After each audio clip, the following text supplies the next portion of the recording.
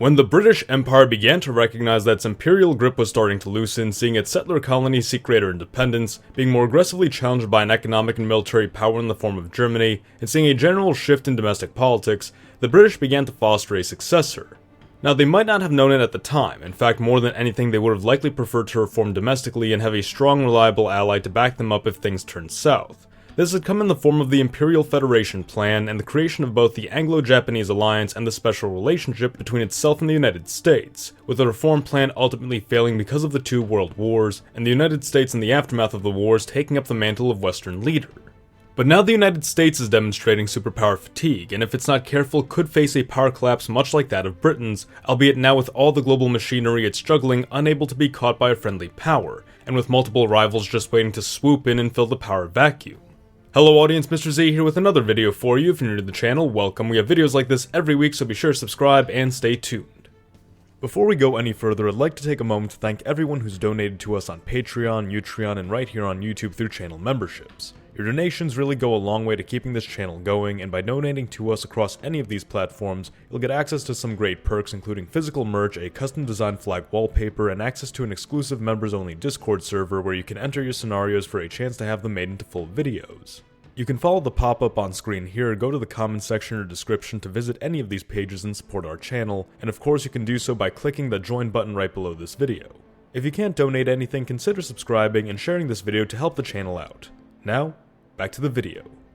The United States has few reliable allies. Such is often the circumstance for superpowers, yet many might mistakenly believe that America's allies are many and in fact powerful. Chief countries to come to mind are the Asian Pacific group of South Korea, Japan, Taiwan, and the Philippines, the European Union and France and Germany especially, Mexico, Brazil, and of course Israel. But let's look more closely at these relationships. The Asian Pacific Alliance is essentially a mass dependency of the United States. South Korea depends heavily upon the United States to serve as a check against its nuclear neighbor of North Korea, with South Korea's president stating in June of 2023 that he would, quote, be upgrading the country's alliance with the United States to be one that is nuclear-based. Japan, up until relatively recently, was nearly entirely dependent upon the United States for military defense, having been compelled to accept demilitarization by the Americans in the aftermath of World War II, only reinterpreting the demilitarization article to their constitution in 2014, and even still the nation's military capabilities are limited. Taiwan, of course, stands at a great threat of conquest by the People's Republic of China, and without the support and nuclear shield provided by the United States would almost certainly be overwhelmed by the Chinese.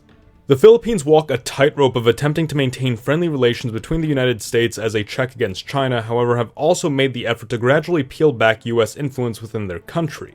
Being the largest recipient of US military aid in the region, it has good incentive to continue working with the US, but in the long term would just as happily break this alliance if it became inconvenient. For while the US is a key investor in Philippine military might, the Chinese have been heavily investing in the infrastructure and economic development of the country.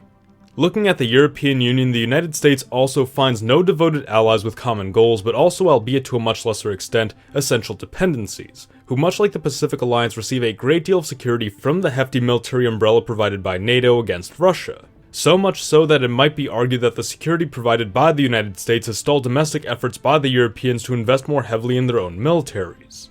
Now, both France and Germany are world-class economies and integral to the EU. However, circumstances of war in Ukraine and its more direct effects upon the continent have Germany especially reconsidering the economic decisions made by the United States, while France has assumed a more militant position and even argues that American hesitation is preventing the EU countries from becoming more involved.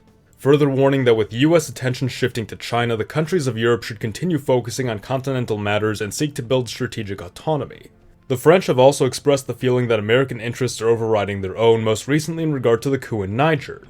Both Mexico and Brazil have gradually demonstrated increasing estrangement from the United States and increased relations with China and Russia respectively, expressing that their relationships with the United States are fairly one-sided. And of course, Israel, like the Pacific Alliance and European Union, have largely had a relationship with the United States characterized by the US providing them abundant support and funding to maintain a friendly sphere in some far-off part of the world.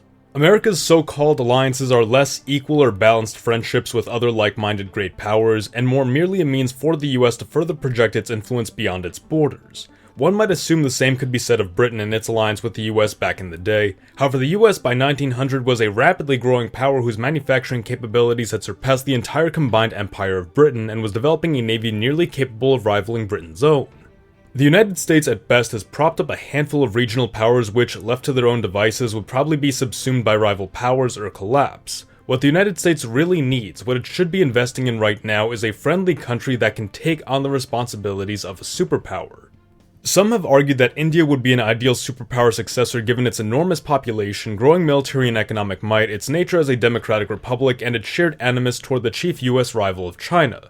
However, not only would India be a geopolitical wildcard who could just as easily turn against the American world order given its BRICS affiliation, dynamic internal politics, and massively differing cultural values, but India also still has a number of major domestic matters to settle before it's ready to take on such a responsibility. India has also always been a relatively regional power. A lack of careful strategy could leave the Indians in much the same situation that the United States currently finds itself in. Rather, perhaps the best candidate for the job are those countries who through their actions and shared history with the United States have demonstrated themselves to be perhaps America's closest allies. Australia, Canada, New Zealand, and the United Kingdom. Possibly no other countries on the planet share as much with the United States as these Anglosphere countries do, including several defense, intelligence, and research agreements, which have fostered a level of technical parity, standardization, and interoperability unique to them. Though for separate countries, there have been multiple considerations for a reunion of these Anglosphere states into a single unit, whether it be in the form of a federation, a free trade and movement bloc, or even a restored British Empire. Together, these countries could be a powerhouse, with Canada as a gateway between the Atlantic and Pacific, both Canada and Australia boasting a bounty of untapped natural resources that could feed a young superpower, and all four countries being strategically located within key geopolitical spheres, which would encourage a domestic policy which is closely intertwined with foreign policy, something which came as a shock to the United States when it took on this role given how truly removed it was from the rest of the world. In many ways, a uniting of these countries into a single federation could produce the best of both the eras of British and American global dominance. A global policeman with a high propensity for order, a long-term grounded geopolitical vision, a focus on economic supremacy over military control, and a deep familiarity with all the current major players as well as the emerging players on the world scene. Though that being said, if done incorrectly, this union could also produce a state which is the worst aspects of both the British and American empires: overbearing, bureaucratic, carelessly interventionist, self-destructive, etc. The very faults which hold these states back from achieving greater success independently are those same faults which will impact them as a union.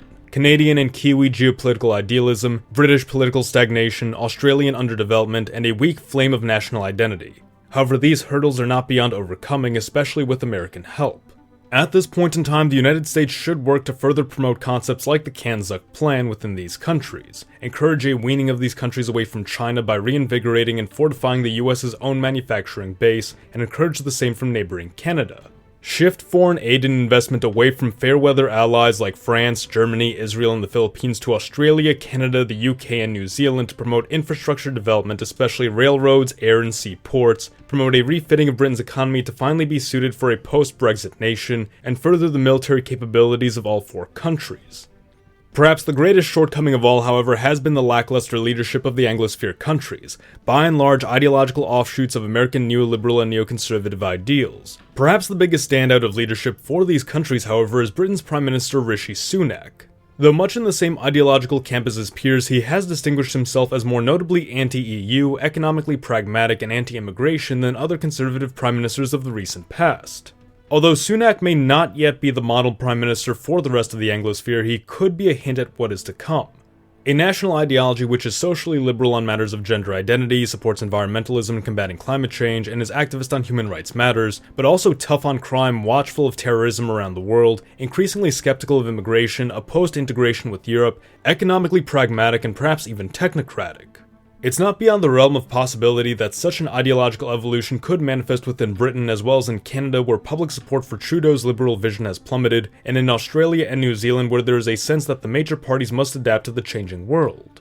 When the United States must ultimately take a step back from global affairs, it will need a successor to fill the vacuum it leaves behind, or risk its rivals and other wildcards stepping in and possibly swinging the global balance of power in chaotic directions. A unified Anglosphere may be precisely the successor the United States needs, and beyond pure practicality, there would be something poetic about the reins of global dominance being passed from Britain's empire to the United States and back to Britain under a new federal structure. The United States having done its valuable part but ready to return to a traditional order of things in which its focus becomes primarily domestic, while the Anglosphere readopts the global outlook. But what do you think? Who will be America's successor? Let us know your thoughts in the comments below. The US of Z thanks you for watching. Mr. Z, out.